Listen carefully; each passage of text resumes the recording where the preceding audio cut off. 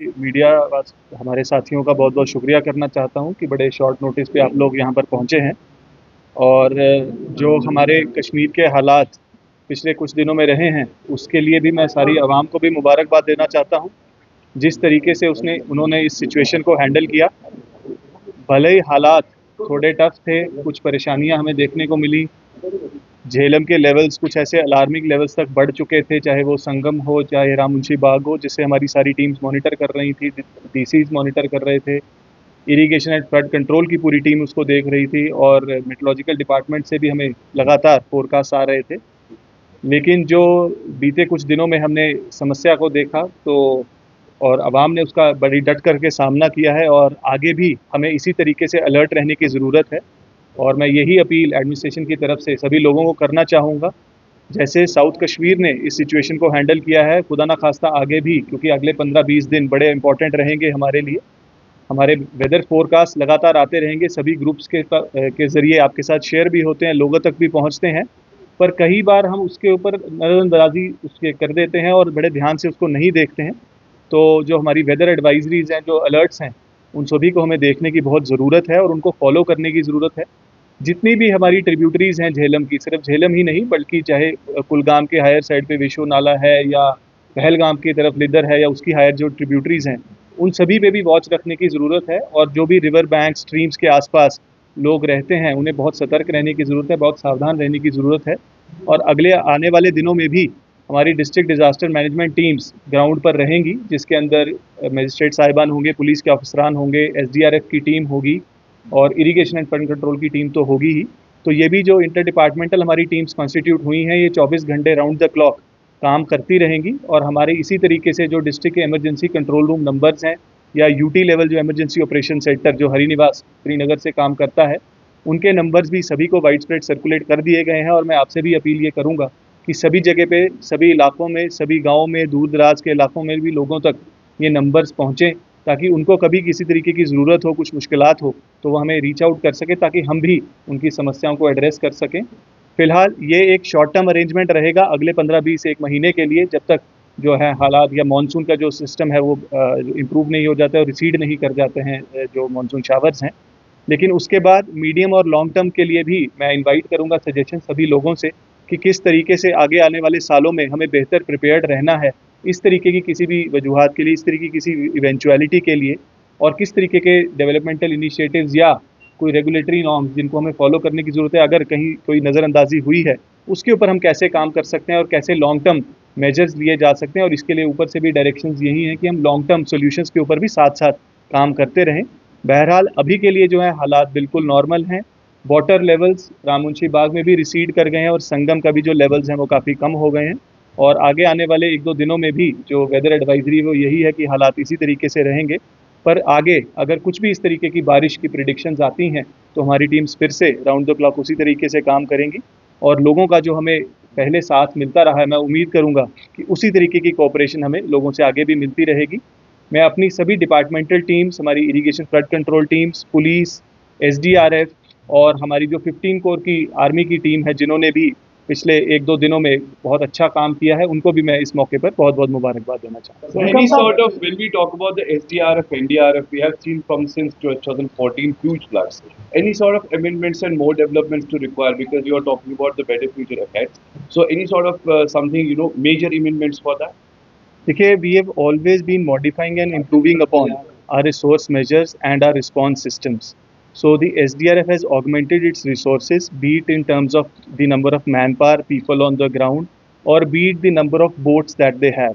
The visuals that were floating around yesterday from Srinagar city, they were from the SDRF team's boat, the SDRF team members as well as their boats, which were deployed in the low-lying areas to take people to safety.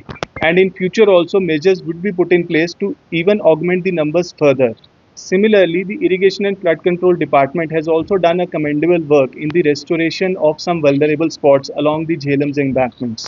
So as of now also there are around 150 vulnerable spots as we see, but most of them they lived up to the expectations of the department, and as there was no breach on either of the embankments of Jhelum right across the past 48 to 72 hours. So I would like to appreciate the department as well as the police and the SDRF teams, that they have been able to learn from the challenges that we have faced over the past decade and will continue to do so in future. किया गया वो river आता है कि उसकी अपनी बात काफी नुकसान पहुंचा है इलीगल स्टैंड या फन एक्सपेक्टिंग की वजह से, खासतौर पर अवंतीपुरा एरिया में वो जो लिडर रह गया, तो जिसकी वजह से अगर बारिश मजीद हो जाती तो वो रिवर कोर्स अपना चेंज कर सकता था। तो इसके लिए क्या इकदाम उठाएंगे, क्योंकि अनकंट्रोल जो एक्टिवेशन है इलीगल सैंड एक्सपेक्टिंग। देखिए, आपने बड़ा सही मुद्दा उठाया, क्योंकि एम्बैंकमेंट्स को प्रोटेक्शन ही हमारा सबसे बड़ी सेफ्टी है इसकी तरीके की किसी भी अगर इवेंचुअलिटी आगे आती है। और जैसा मैंने पहले कहा कि एम्बैंकमेंट्स की स्ट्रेंथनिंग पर काफ़ी काम हुआ है और उसी वजह से किसी प्रकार का हमें इरोजन या स्पिल ओवर पिछले दिनों में नहीं मिला है। जबकि हमें ये जहन में रखने की ज़रूरत है कि संगम में भी और राम मुंशी बाग में भी जो हमारे डेंजर लेवल्स तक पानी पहुंचा है, जो कि तकरीबन 10 साल हाई जो लेवल्स हैं वो 10 ईयर हाई लेवल्स थे, लेकिन उसके बावजूद किसी प्रकार का कोई ऐसा नुकसान हमें देखने को नहीं मिला है। तो आई एम श्योर कि जो रेस्टोरेशन वर्क्स हैं वो अच्छे हुए हैं, पर जो कहीं कहीं चैलेंजेस जिस तरह का आपने जिक्र किया अगर आए हैं, उसके ऊपर मैं समझता हूँ कि हमारी सभी जो डिस्ट्रिक्ट टीम्स हैं, हमारी इरिगेशन फ्लड कंट्रोल टीम्स हैं, उसका एक जायज़ा लिया जाएगा ताकि अगर कोई करेक्टिव मेजर्स की जरूरत है उसको तुरंत लिया जा सके। सर आपने यू आर सेइंग जो next 20 days are very crucial, in what sense it is crucial और इज इट इंपॉर्टेंट? आपने कहा इंपॉर्टेंट है। मैंने इसलिए कहा क्योंकि एक मानसून पैटर्न है जो अक्रॉस द कंट्री चलता है और 20 सितंबर तक हम मानते हैं जनरली कि मानसून शार्स कभी भी एक्सपेक्टेड रहते हैं और उसके बाद जनरल ही रेनफॉल के जो पैटर्न्स है वो डिक्रीज करते हैं। तो इसलिए जो मेट्रोलॉजिकल डिपार्टमेंट है उनकी तरफ से भी 5 सितंबर तक कोई भी ऐसा हैवी शावर पैटर्न नहीं कहा गया है, मेनली ड्राई वेदर उन्होंने कहा है।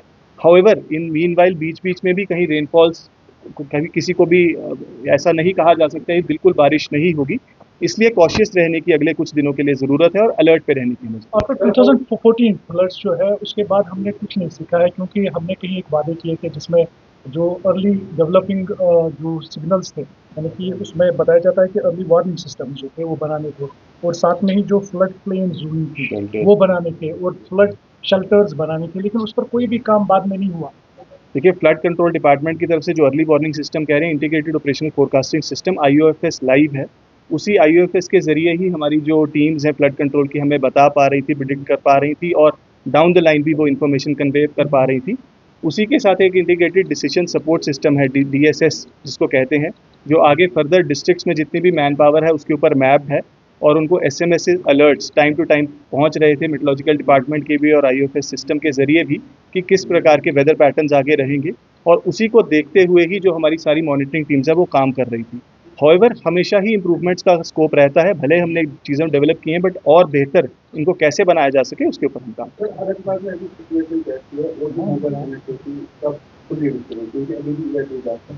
देखिए, ऐसा है कि जहाँ तक मोबाइल कनेक्टिविटी का ताल्लुक है, हम सब देख रहे हैं कि जम्मू में काफ़ी एक्सटेंसिव डैमेज इस वेदर पैटर्न की वजह से हुआ है और हमारा जो लिंक है वो सारा जम्मू के ज़रिए रहता है, और चाहे वो BSNL हो चाहे वो एयरटेल हो, उनकी teams round the clock war footing पे कल से परसों से काम कर रही है मैं कहूँगा। और ऑनरेबल LG साहब ने भी, ऑनरेबल CM ने भी, दोनों ने रिव्यूज़ इस चीज़ का लिया है।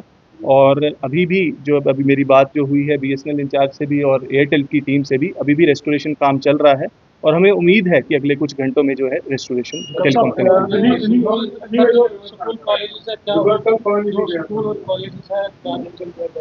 देखिए, ऐसा है, ऑनरेबल मिनिस्टर ने आज के लिए जो डिसीजन लिया था तो मैं समझता हूँ कि she will be in a better position कि उस सवाल का जवाब दे सकें।